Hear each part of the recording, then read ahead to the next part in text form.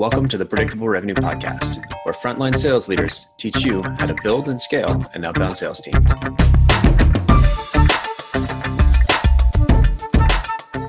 Welcome back to the Predictable Revenue Podcast. I'm your host, Collin Stewart. Today, I'm joined by the prodigy of one of our very first guests. I think your boss, Matt Amundsen, was guest number 2, maybe 1 or 2 on the show.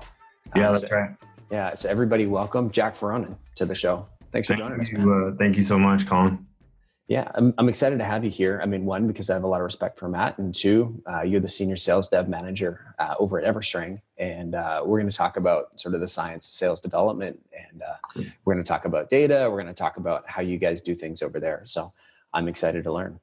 Absolutely, yeah, and I appreciate the invite onto the podcast. I'm excited to talk about the science of sales development because it's something that's become more and more evident. I've worked here for almost 4 years now, and the art and the science are merging more than ever. And science might be at a tipping point here as far as equal parts arts and science and sales development. It seems like a lot of companies I've talked to in the past year have found it sort of harder and harder to send those just base email templates, and they're saying, "Oh, predictable revenue doesn't work anymore." And you know what? That's fair. If you're reading a 10-year-old book, with sales tactics, and expecting them to work exactly as they did 10 years ago, yeah, they're probably not going to. I think the methodology and what's worked has evolved quite a bit, especially with the email providers. And I think if you think about email as a channel, 10 years ago, people weren't getting that much of this email. Now that, companies like Sales Left and Outreach have raised millions of dollars, I think well north of $150 million between the two of them, they've got thousands of customers. So there's now, an exponentially larger number of sales development reps sending these kinds of emails. Yeah. So I think the one thing that everybody's seeing is that, not the lazy way, but just build a list, send send the same email to 10,000 people. Just, it doesn't get the same response rates as it did, a couple of years ago. Yeah, absolutely. And, if you're a sales development rep using one of those platforms like that, I think you're using it the wrong way. I don't disagree that there are times and places to use that. We do it here in-house where we call it batch and blast, right? We're going to a conference. We don't quite know who's going. That's a good idea to go wide, but you're right. I think the channel of email is, it's been beat up, for lack of a better phrase. Everybody is trying to contact you through that channel. And it's interesting, growing up with a house phone, right? We used to get phone calls all the time at dinner time, and it would be salespeople or telemarketers, whatever you want to call them. And, they'd be offering us something, and those phone calls don't really happen anymore. I'm reading sales and marketing leaders who should be getting called all the time. They're not. Their emails are just getting hundreds of unsolicited emails a day, and so standing out in that channel is important. But I think a multi-pronged approach, a multi-channel approach, is well within the means of the sales development rep, and that's where you can separate yourself from a marketing automation system, right? A marketing automation system has one thing: email. A sales development rep has 3 things pretty much. We got email, phone, and social. So multi-pronged, multi-channel approach is the new way to get someone's attention. Totally agree. And I think Matt pointed it out on the podcast, 90 episodes ago, that was the sort of way things were going. And I think he's been largely right. So talk to me about the sort of conversion rates and response rates before we jump into all the tactical stuff. Talk to me about what are the outcomes that you guys are seeing from your salespeople, running your playbooks on a set of customers.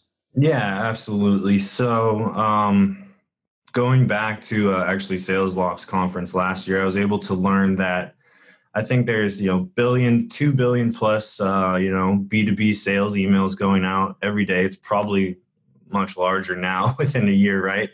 And so how do you stand out, right? And increasing those response rates requires, a personalized, but relevant approach. I think 2 years ago, I'm in the marketing tech sector. So, we would send marketers cute emails about, their dog that we found on Facebook or, LinkedIn, or, if they're interested in college sports, we might talk to them about Notre Dame's football success this past year and how they made it to the college playoff. But really what I see to get those responses is relevancy is the number one thing, and timing is the number two thing. Personalization is now a solid third place in the approach we take here. And so we were able to achieve a 3% reply rate on cold emails, outbound.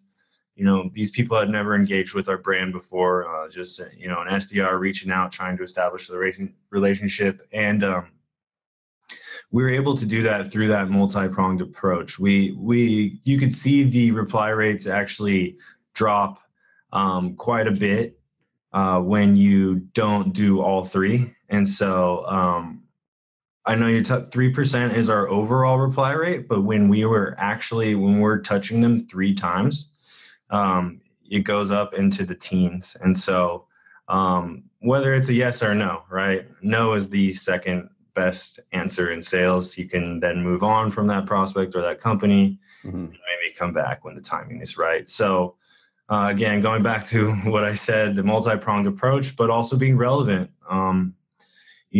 For us is, you deal with data, we sell data. So I want to say something about how our data helps you do your job better. And so for whatever you're selling, you want to tell them, you want to know a little bit about the prospect, what they do, what the company does, and how your solution can help them. And I just want to clarify before we move on. You said 3% reply rate. That's on a single template.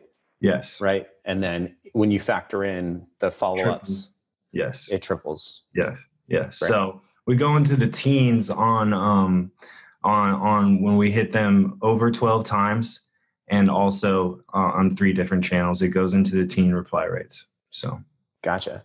And so your phone, social, email, you touch like a 12 point touch pattern? Is that what I'm so we do 12 touches, and we do it over 6 days. It's about 2 a day. It is aggressive. But again, I lean into the relevance factor. If you're relevant, I don't have any problem with someone that, talking to me about something that's relevant. And if I need to say no, I will, but I don't mind. It's when it's not relevant. It's when they're trying to sell me.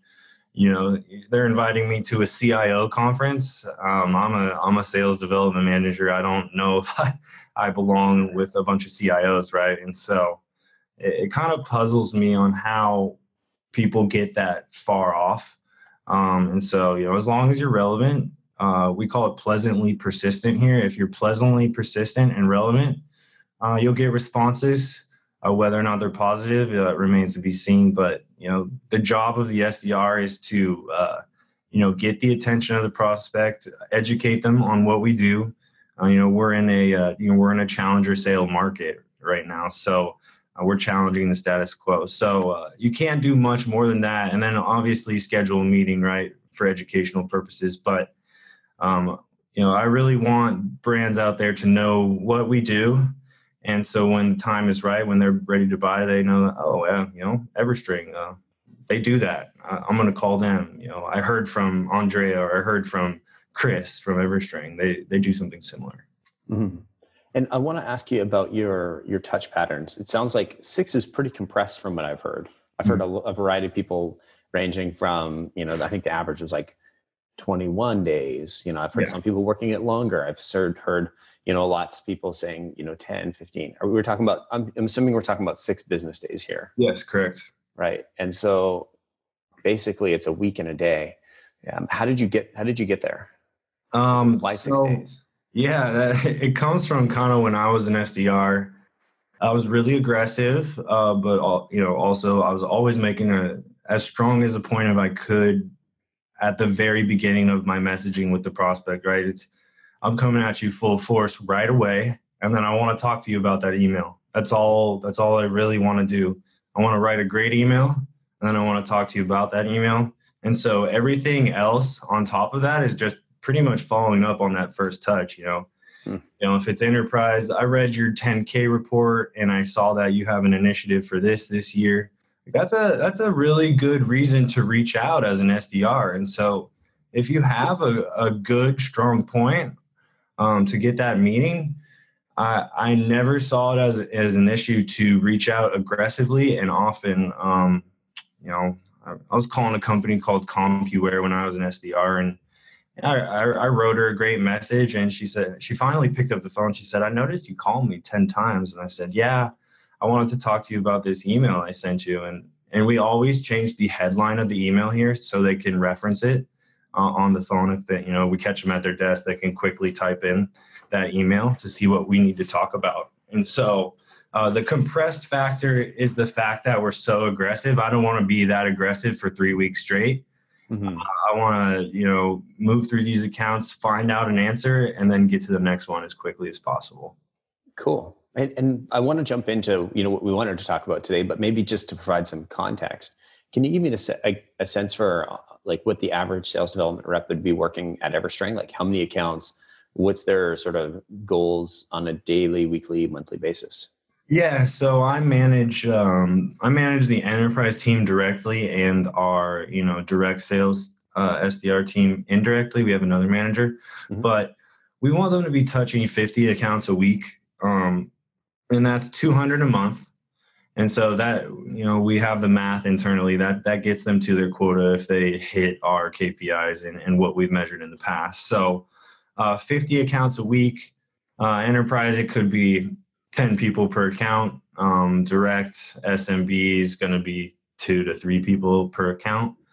And so that volume is a doable volume we found, to kind of be relevant. Every single email you send, every single phone call you send, you can be relevant at that volume. Anything over that volume, we lose a little bit of our secret sauce. We're knowing less about the businesses we contact. And so that creates a credibility issue in my mind, because people don't buy things from people they don't trust, and people don't trust experts. So when you're buying something, you want to be working with an expert. And so SDRs, they got to be experts. We are the front lines of the organization. Jocko Vanderkoosh, if you're familiar, he says it's crazy that businesses trust 21-year-old to whatever it is, 40-year-olds to be the front line of their business, but that's the way it is right now. So I take this job very seriously, and I want to make sure that the first experience someone gets with EverString is a good one. Mm-hmm. Yeah, I've heard him say that, and I can appreciate where he's coming from. And I know I've talked to a couple people that sort of share his sentiment. I know the people over at, I want to say it's FreshBooks in Toronto. They sort of got rid of the BDR model.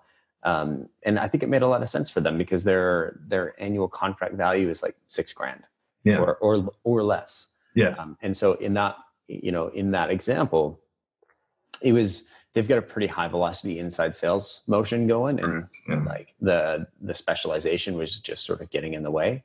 So I can appreciate that. On the, when you're working these enterprise deals, I think it's always a balance of like how many enterprise, how many data experts, true data experts. And not that our SDRs can't get to that level, but how many guys are you going to pull from your sort of senior team, right? Whether it's your best closer or whatever, and have them go through and do all the prospecting, right? Like I've been in those sales teams, and that's when you get the sort of churn and burn where you get hired and you prospect for a year and you either hit it because you got a great territory, and then you're basically a closer for a year, and then you're an account manager for the rest of your life, or you don't really make it. That's what I love about the SDR model. I'm sure there's a time and a place for, hey, have really senior people on the front lines, and I've heard it a number of times, but I haven't seen in organizations that I've been involved with and involved in, I haven't seen the like, let's put senior people on the front lines of prospecting. Yeah. Be a really effective model. It's interesting. I actually would predict that will happen. Because if an SDR can, whatever you want to call them, BDR, ADR, someone that's really good at opening for you can source you these huge deals, it's totally worth it paying them. Because, the Oracles of the world, the Snowflakes, I'm from the Bay Area. So, they're selling upwards of $1 million deals sometimes. And if you could pay someone, an SDR or a little bit more than what an SDR makes to source those deals, it's a very high ROI, right? So there's a case to be made, but those people are few and far between. The meeting maven, whatever you want to call them. Yeah. I totally agree. There's definitely a place in this world for the super senior SDR who just all they want to do is book meetings. They're great at it and they want to make a bunch of money. I think you're totally on point. Mm-hmm. I think we can't criticize Jocko because he's not here, but I think, and you take any sort of statement that any, public speaker makes, and it's impossible to sort of, apply that to every situation. Yeah. Agreed.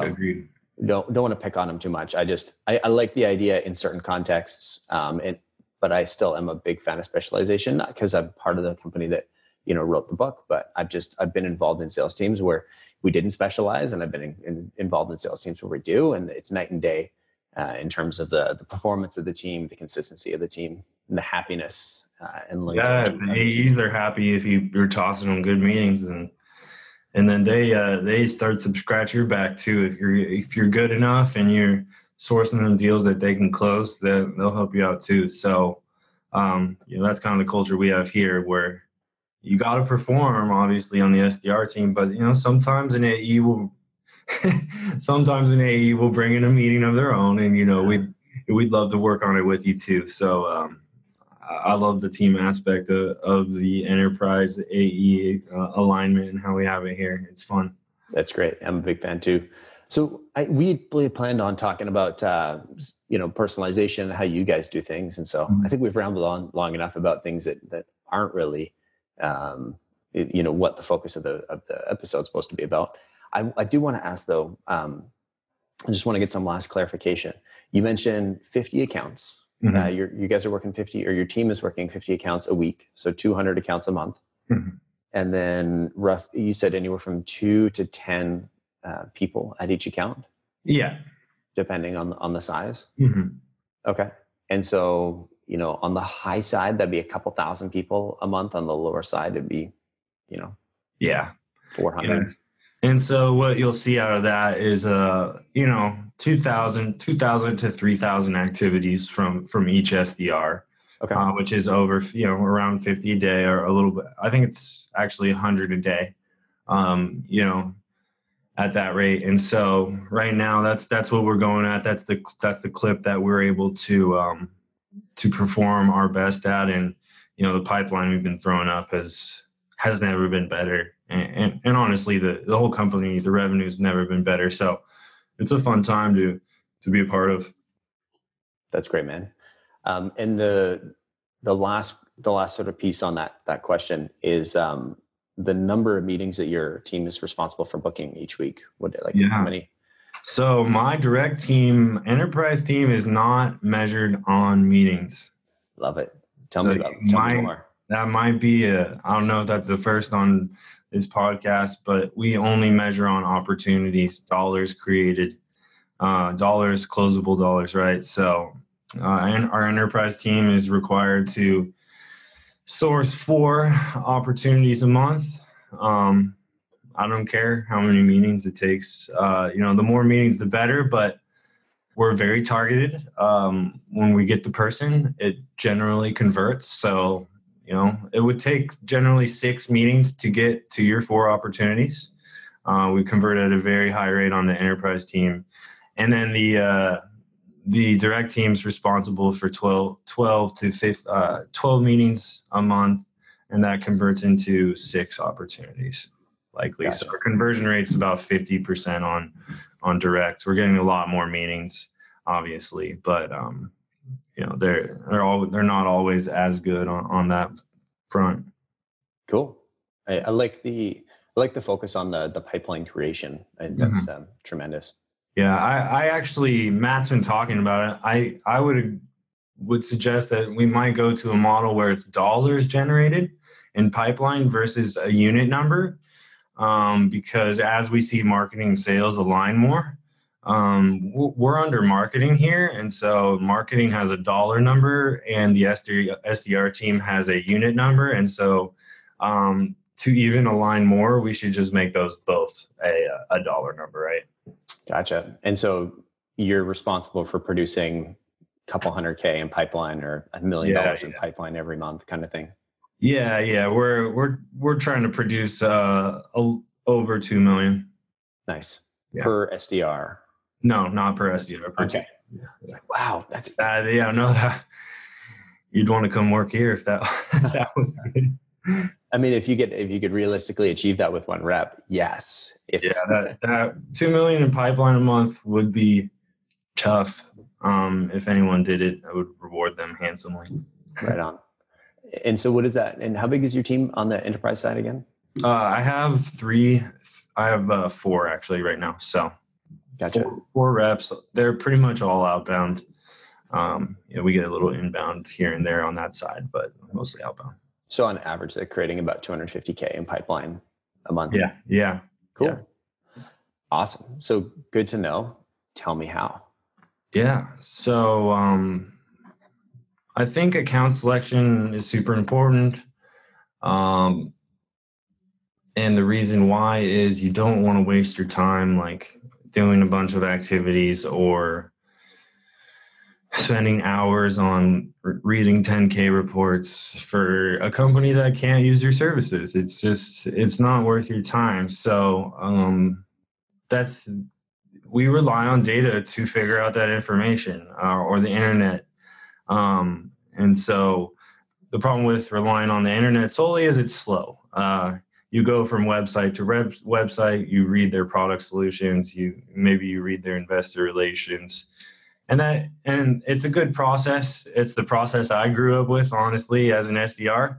But the amount of data at our fingertips is at an all-time high, and it's only growing. So data makes it possible for humans and SDRs to reach out with the right message at the right time. And so what I mean by that is, we're bringing, the B2C innovations that we're used to. I've been shopping for shoes lately, these like Nikes, and I went to Nike.com, looked at them, and they're everywhere I go. The shoes are everywhere I go. Instagram, Twitter, they're on LinkedIn. Any website I go, there's an ad, and now I'm starting to get ads for similar shoes. And they look very similar, I have to say. I'm like, wow, this is just pretty impressive. And so that data is now available for sales development teams. How they're doing that retargeting, you can do on your sales development team. And the way you do it is intent data. If you don't know about it, there's a couple of vendors out there. Bombora is a great vendor. I think G2 Crowd does some intent, some of the review sites. And what it is it's basically first party or third party engagement. It's engagement about your brand or about topics that you care about, but they're not on your website. So you can't directly track it unless you're harnessing this intent data. And so that's what's happening with my shoes, right? Nike knows I've been looking for shoes, and now Adidas has seen that I looked at these, type of shoes. And so I'm getting ads for Adidas that are similar. I'm getting ads for Cole Haans that are similar. And so we're trying to replicate that on the sales development front. If you're looking to buy a workforce management solution, ADP should be calling you. You shouldn't have to go request, you can go request a demo, but with all this data, you don't have to anymore. A rep should be calling you. And so, those are totally agree. Yeah, those are the types of things that I'm talking about with the intent data. Is like you can basically do retargeting with people, right? Or like pre-targeting, almost. Pre-targeting, right? Yeah. You want to make sure if they're in the market for workforce solutions, you want to make sure that, you know, if you're at Namely or if you're at ADP or if you're at what's the one down in Florida, the big HR company. Anyway, you want to make sure that you're there when the sales cycle starts, right? Mm-hmm. Sort of like that Tom Cruise movie from back in the early days, Minority Report. Yeah, absolutely. The precogs, you got the people laying in goo, just like trying to tell you, okay, these are your target accounts for this month. Yes, exactly, right. Yeah. So it's one of my favorite parts of outbound is the fact that you get into these deals early when they haven't had a chance to outbound or to inbound to you. Because the chances are if they inbounded to you, they've also inbounded to your competitors. Correct, right? In the deal early, you know, you get a chance to sort of shape how that deal goes. Yeah. Kristen Wendell, who's one of the, you know, known marketers in the MarTech space. She has a great story about how she, you know, leveraged this data, and she was able to get in a deal that they weren't aware of, but, you know, they were big. I think it was like the company was version 1, which is now CollabNet. They sold to big banks, agile project portfolio management software. And so they're tracking, you know, the World Wide Web on who's searching for project portfolio management software. And then they're marketing to those companies, and, you know, they're getting into deals that they're not aware of. You know, some of their biggest competitors were like Microsoft and Amazon. So, of course, a lot of people are evaluating those, but not always version 1/CollabNet. And so, you know, you're not always going to win the deal, but you want to know where the deals are, right? Mm-hmm. Yeah, that's fair. So we kind of hinted at it a little bit earlier, but there's different ways that your SDRs sort of write their emails. So talk to me about the sort of scaled versus personalized approach. Yeah. So this would be a good time to talk about some of the topics like we're looking at. And so we have cadences for different types of topics that they're surging on. And so we call it a surge when they're doing elevated research on, you know, certain keywords. So, and you're getting this data from a source like Bombora. Yeah, from a source like Bombora, right? And so what we're able to do is say, you know, hey, we are an alternative to this solution. We never say that we know you're looking into this. We don't say that because that's just creepy. And if for some reason it was like last week or, you know, the week before, like it could have been old news, right? So we just want to make sure you want to poke around, you want to prod, you want to find out what's going on. And you can say things like, hey, you know, we're an alternative to this vendor. You know, we work with companies similar to we work with Capital One if you're Wells Fargo. You know, we work with Amazon if you're Google, right? So, and that's kind of like reaching out at the right time with the right message, right? Because if they're researching said topic with workforce management solutions, and all of a sudden they get an email about how our workforce management solutions are better than XYZ, right?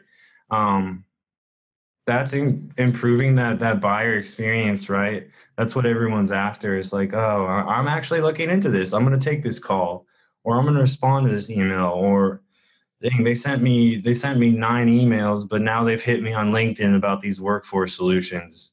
Okay, that happened to me the other day. I was prospecting a large enterprise account, and she finally responded to a LinkedIn message.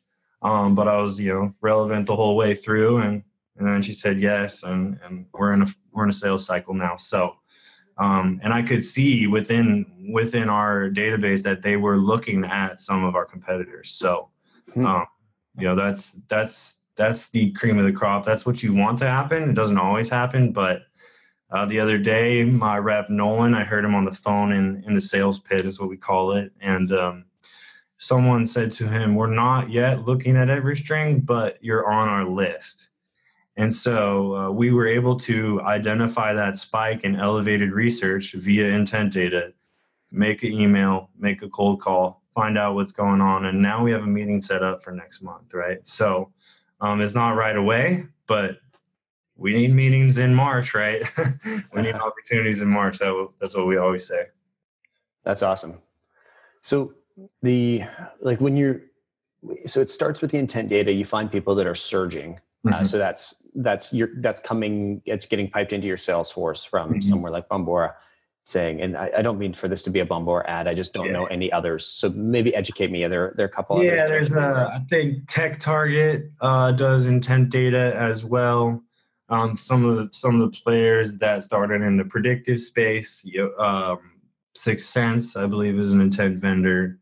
G2 Crowd, and what's the other review site? That's their competitor.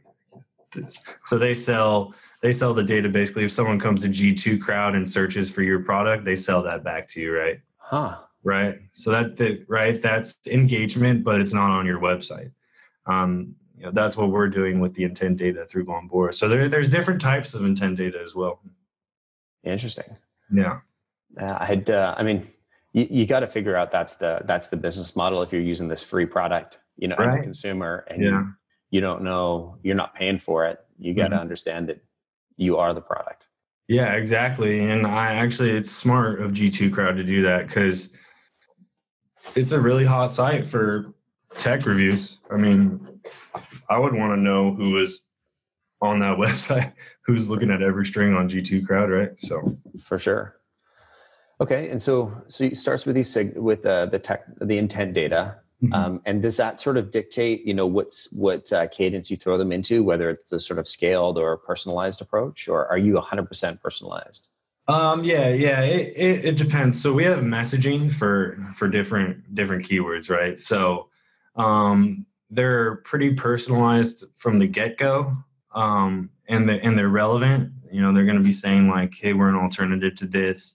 We work with similar companies, and we use keywords to get a little more granular than industry. So like, let's just use like Visa, or I'm gonna use Capital One, for example. Yeah, they're banking, right? Great. Or financial services is what most vendors would say. But they're actually commercial banking first and foremost. And then you look at a company called like Citibank, and you look into their keywords. They're actually a consumer-focused banking company. And so those nuances, again, are things you're able to pick up within data that you weren't able to before. If I knew Citi was focused on the consumer and I sell B2B, maybe it's not the greatest fit. But Capital One, who's very similar to them, you would think, is actually a very strong commercial banking business, right? And so a keyword analysis of a company's website is a great way to dig a little deeper and have a little more information, personalize your pitch, make it relevant. Hey, you're a commercial banking company instead of a consumer banking company, right? Those things matter. They do. Totally. I mean, it comes down to making sure you're targeting the right people with the right message. Now with the intent data, it's at the right time. And so the keywords are sort of helping you really hone in there. Because it's essentially it feels like it's replacing going to their site and saying, and like having a look, because that's something it is. And it speeds up the process, right? I talked about that a little bit earlier. Traditionally, you would have to go to each website, figure out their products, their solutions. And that just takes time. It's not a bad thing. That process is still very prevalent. We still have to do it sometimes. But now, you can have intent data, keyword data flowing into the CRM all in one crisp, clean, tidy report, and you got your target accounts for the week. That's great. Yeah. So can you show me how you guys use this? Yeah, I had sent you an example if you want to go ahead and share, and I'm happy to go over it. Yeah, let's walk me through it here. I'm just going to resize it so it's not massive. Yeah. All right. There we go. Can you see my screen now? Yeah, that looks good. Cool. So what we're looking at here is Chris Carter, who's an enterprise SDR for me. He is walking in on a Monday morning and seeing all these accounts, what they do, and what they're actively searching for today. So on the left-hand side, you'll see account name, website, and then you'll see this fourth column right here. You'll see Bombora, EverString, meant to go, or account-based marketing, demand-based lead scoring. These are topics that we're tracking right now. And so what Chris is able to do is come in and say, all right, Lutron Electronics, it looks like they're a 94 out of 100 fit score. It looks like they're looking into EverString, meant to go, and Bombora. And they do light controlling. They do lighting, shading systems. Great. I can reach out to them. I can formulate an email right now from this information, and it will be relevant. Maybe not quite personalized, but that's what we use LinkedIn Sales Navigator for the personalization aspect, the human portion. But right here, we could send an email, Atna, we're an account-based marketing company. We sit at the forefront of the account-based marketing process. Are you currently looking into account-based marketing? So you can poke and prod at these topics, right? This is how we're leveraging the intent-based. And, we can say like, oh, we're working with McKesson, who does health plans, or, whoever it might be. And so all this information is very important. And I'm also glad to see that we also have last activity on the account to kind of see, that I'm making sure that it's good to see that Chris is reaching out to all these accounts, because he should be. These are the ones that we want to focus on right now, right? That's great. And so basically, if you can't see, just have a look in the show notes. We'll throw a link into, so you can kind of follow along here. But basically, it's a screenshot from your Salesforce. You've got the SDR owner, account name, site, the overall ES overall fit score, and so that's, I'm assuming, EverString overall fit score. Yeah, that's our scoring. So just to cut the fat, let's only go for companies we know are a good fit. Yeah. Gotcha. And that's your software that's doing this, right? That's not some custom Salesforce stuff. Okay. Correct. Yeah. And then ES intent topics, that's coming out of EverString, but is this the Bombora data? Yeah, it is Bombora data, but we are partnered. So, it's great to leverage that partnership internally. Cool. And then, of course, it seems like super valuable data. And then the timestamp, last activity. And so like when that intent data came through, when your rep hit them up, and then the sort of these ES keywords. Now, this doesn't look like Bombora stuff. This is, again, EverString? Yeah, this is data that we're providing. Okay. And so basically what your team will do is take the fit score. You're sorting by fit score. So you're going after, the top people. And then you're using the intent topics to make your messaging more relevant. Correct. Right. So yeah, if it's Atna, I want to talk to them about ABM. If it's Intergrammed America, maybe I want to mention about ad targeting, since they're looking at demand based, right? And for Dia Piper, it's we have some messaging for those guys. Gotcha. And so you basically, it sounds like you've got almost a playbook for every intent topic, or like a cadence. You put somebody in for every intent topic. And so there's some pre-written messaging. And then from there, now one of your SDRs is going to go to the LinkedIn. And we're going to personalize, if it was you, Collin, and, you were a data specialist at XYZ company, it might be like, hey, Collin, saw you worked at Predictable Revenue in a past lifetime. I love that book. Like, that's awesome. Given that you're a data specialist, right? And we're working with other heart and vascular companies, and, I thought it was relevant to get in touch with you. Right. And then that's the play, right?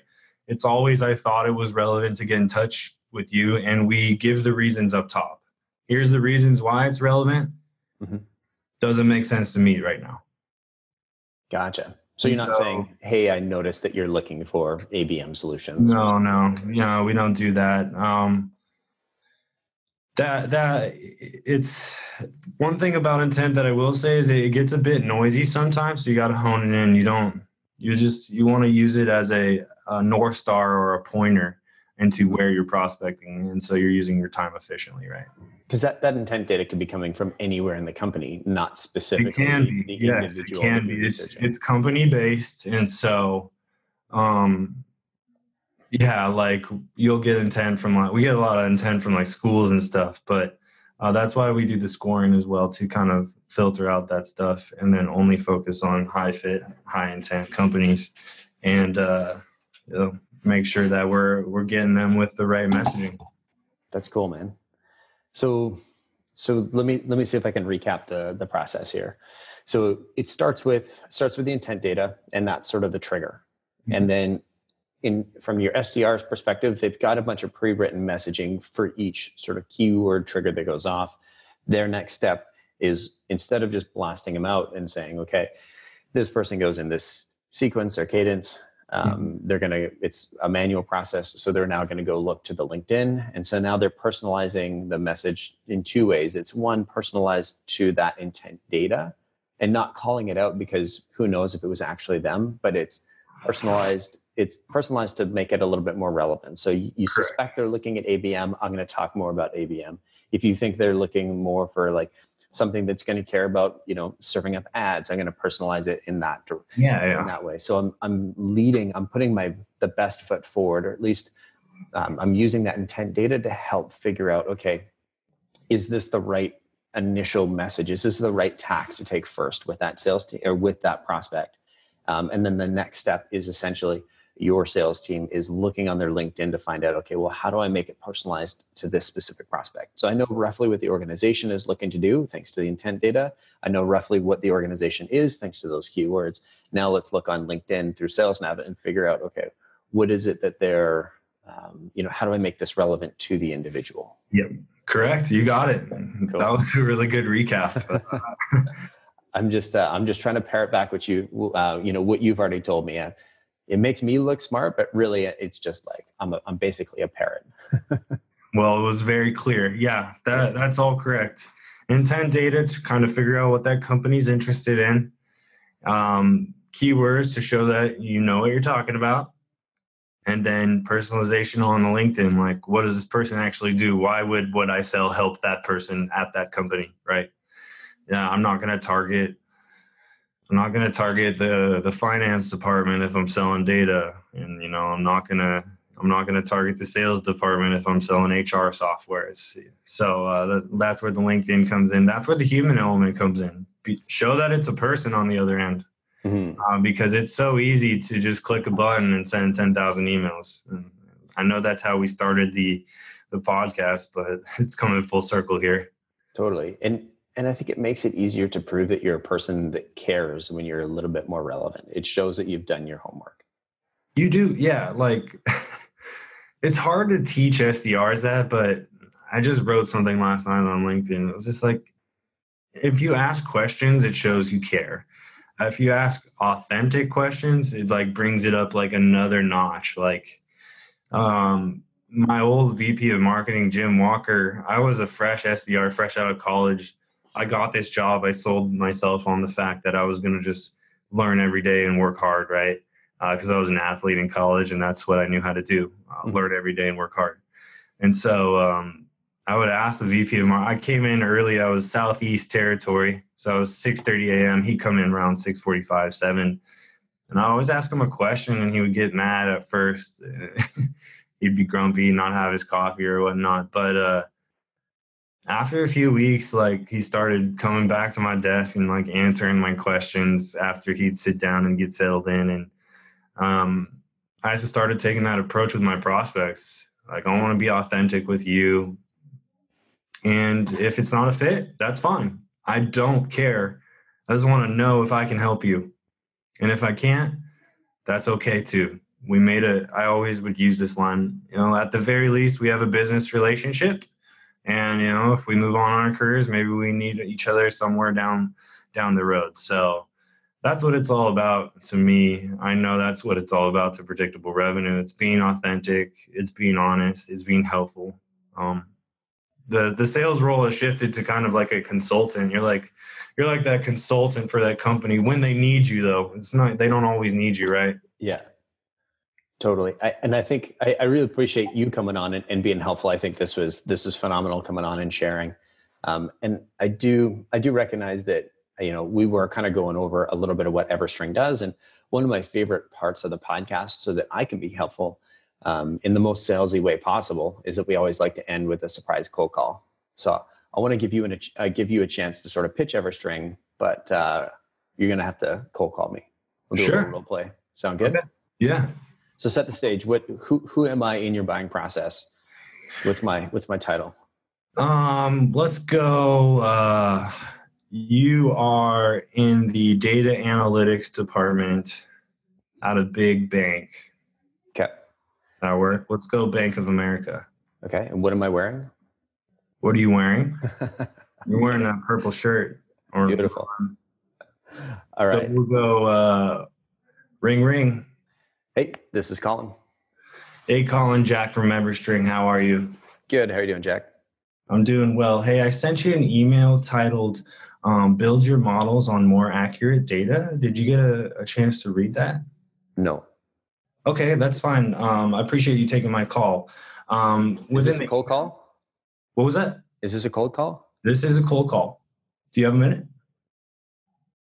What if I said no? I'd call you back. I'll give you 30 seconds. I'd set up 30 minutes later, right? Okay. You got 30 seconds, Jack. Yeah. So I noticed you're the VP of Commercial Banking at Bank of America, and we're working with some of your peers over at Capital One. We're able to identify SMB businesses at scale at a more accurate rate than traditional vendors like a Dun & Bradstreet. Are you using a data vendor today? Yes, we are. We are actually using Dun & Bradstreet. Yeah, well, that's great. I'd love to, get a couple minutes with you and show you a little bit how we are replacing them at financial institutions like Bank of America. That's pretty good, man. I initially thought, I've known EverString for a while. I thought you guys were really focused on the sort of in the sales space, in this like selling to SDR teams, but it sounds like you're going real up market to and swinging at some really large companies now. Yeah, so it's been a journey, and I like to be honest about like every company has ups and downs, right? We started as a predictive scoring company, which is great. Definitely, predictive scoring works, but it's kind of myopic. It's kind of like one part of the process, one single point solution, right? And point solutions are like kind of hard to hack together, if you're a marketer, a sales, or a data person. And so we realized we needed to be a data vendor that did all those other things as well, right? The scoring, the intent, the keyword analysis, all that stuff. And so, yeah, we've had some success in the up market, specifically replacing, a 100-year-old company or 200. Those guys they've been around for a while. Yeah, a great company too. I mean, they just got bought for $4 billion.